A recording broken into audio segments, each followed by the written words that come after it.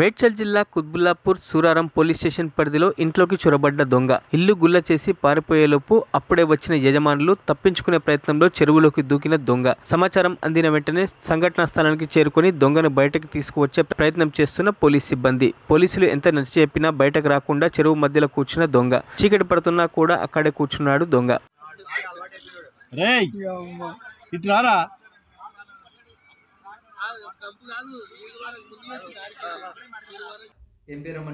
నా పేరు సాయిజ్యోతి.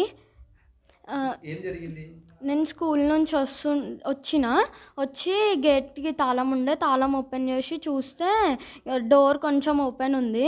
మా మమ్మీ వాళ్ళు వచ్చిర్రు అనుకొని డోర్ మొత్తం ఓపెన్ చేసి వచ్చి బ్యాగ్ పెడితే దొంగ ఉండు అని పరిగెత్తుకుంటూ వస్తుంటే ఆగు పాప అన్నాడు. బీర్వా సర్దుతుండు, ఆగు పాప అంటుండు.